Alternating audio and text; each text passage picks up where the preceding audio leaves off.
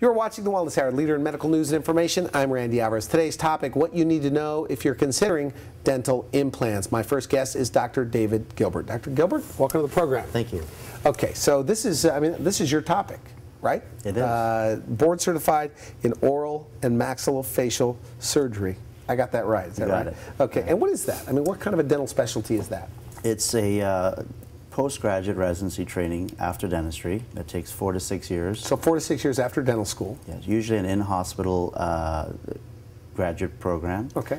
And deals with all aspects of the mouth and facial surgery. So you do the complex cases? I do. It can vary from the simple tooth removal to full facial reconstruction and grafting if necessary. So in your practice, you know, I look at your CV, you do a lot of things from TMJ to you know, dental implants. I mean, what kind of patients do you see? We see, on average, patients that come from other dentists referred to us, or patients walking through the door having heard about us, dealing with issues simply as removing bad teeth to replacing them with dental implants, which is a bigger part of our practice, and facial reconstruction. Okay, now, you know, we talked on the phone and you talked how important customer service was. You said I'm a nutcase when it comes to customer service. Elaborate on that. Well, it starts off with my expectations when I go for any type of service or product.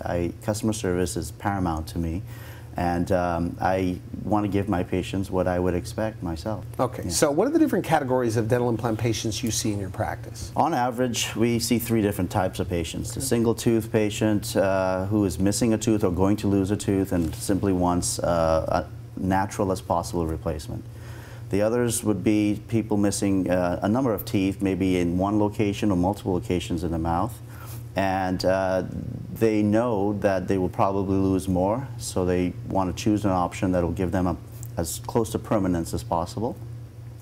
And the last patient is essentially a patient who has lost all their teeth, has had an inadequate alternative or option for replacement. The denture wear. The denture wear. Okay. And looking for something that restores their quality of life. I mentioned 3 categories, but there is a fourth, and it stems from the patient who has been told by their general dentist or dental specialist that they're going to lose their teeth. All of their teeth have to come out. All of their teeth. Okay. And that's an ominous thing to hear for anyone. And these patients are procrastinators. They fear going to the dentist. You say people hold on to their teeth too long. What do you mean by that? Well, there are times that... I mean, they're told they have to go, and then what happens? They do nothing? That's true. What most people don't realize is that they're fighting a losing battle most of the times. And everyone wants to hold on to as long as they can, but they don't realize what a true disservice they're doing to themselves over time. You say that when people, you know, are told their teeth have to go, that they become withdrawn. They really do. Their breath is bad, and... Absolutely. These people become reclusive. I mean, they lose their self-esteem. I'll tell you, there's a lot of value to smiling. And but you're a dentist, of course you're going to say that. You think it's important. It plays a big part in a person's health and well-being. Most of these people do not smile. They live an essentially depressed life. They're unable to... I mean, do they tell you that? Is that how you know this? I mean, they tell you? Many of them do, but most of them, you sense it in their communication, in their somewhat introverted perspective. Okay.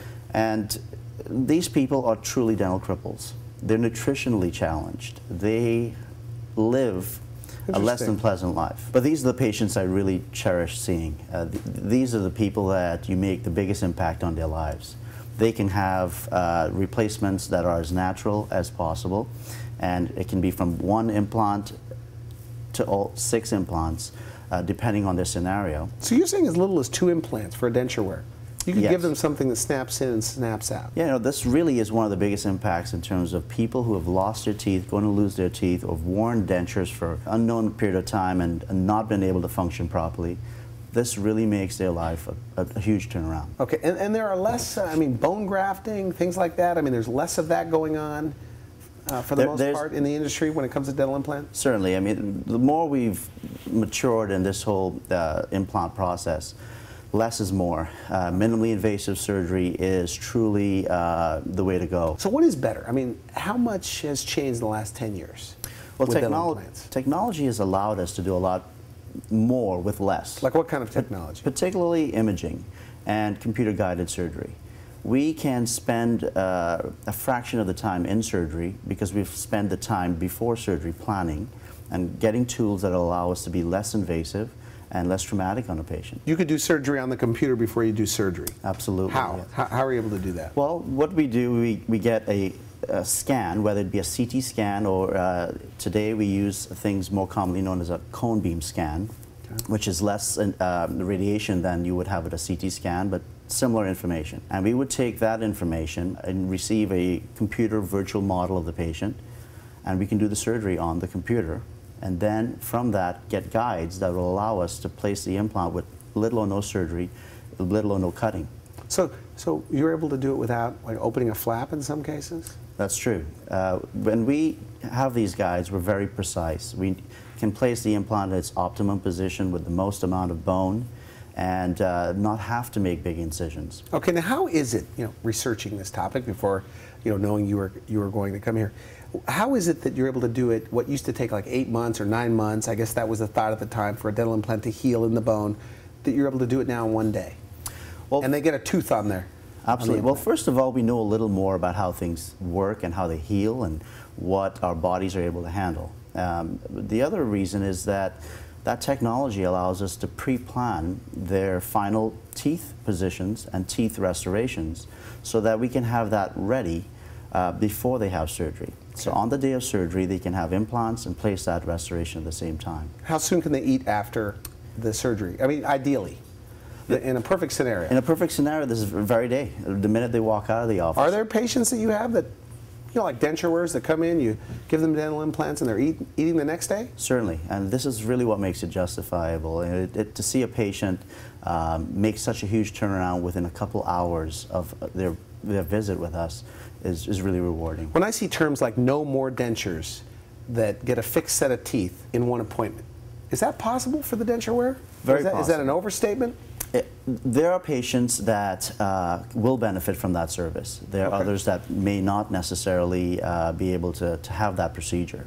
But on average, the average patient, like we discussed earlier, will be able to have implants placed with teeth on that appointment day. Age ranges. I mean, how old can you be?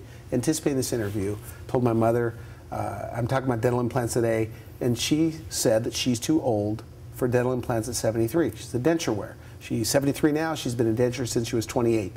Is she too old? Well, people chew and eat, or need to eat, all their lives. And age is really not a factor when it comes to nutrition. But at her age, will they fall out? That's her impression. No, they don't. We really do not know how old is too old. As far as we're concerned, every patient is a candidate. So what are the upper ranges then of people that are out there that are getting dental implants? 80, 90 years of age. Is that right? Absolutely. But why would somebody 80 or 90 want to go through the process of getting a dental implant?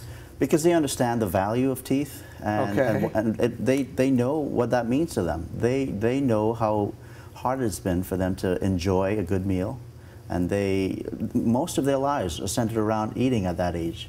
It's a big part of life, and it can't be discounted. Let's back up for a moment. Okay, so one tooth, somebody missing one tooth. Help me understand the benefits of why you would want to get a dental implant over traditional dentistry. Well, you really have to understand, first of all, what happens when you lose a tooth. Okay. When you have a tooth in the mouth, it supports the bone and the tissue around it.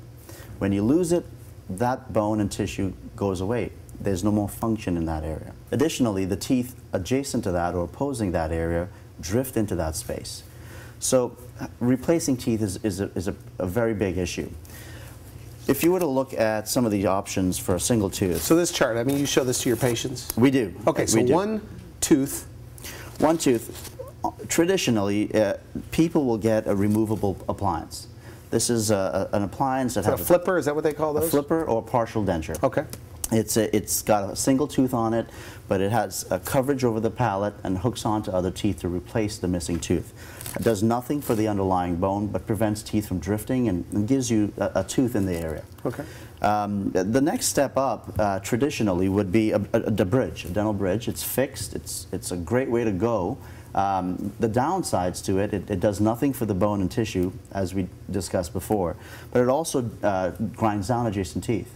And it compromises those teeth. So you have to damage the teeth on the side. Why? Oh, to hook it on. Virtually. You have to compromise the teeth by grinding them down to create a crown for the adjacent teeth so that you can put a fake tooth in the middle. These are not considered permanent restorations. They do have a limited lifespan. Like a patchwork? I mean, could somebody say that? Well, I wouldn't consider it patchwork, but it certainly isn't considered a permanent restoration in today's world. An implant, on the other hand, supports the bone.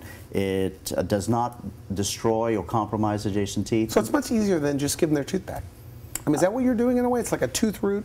Absolutely. Okay. What an implant really is simply a metal post to replace the previous tooth root. Okay. And it's made out of what? Titanium? It's made out of titanium, and it's a near natural tooth replacement.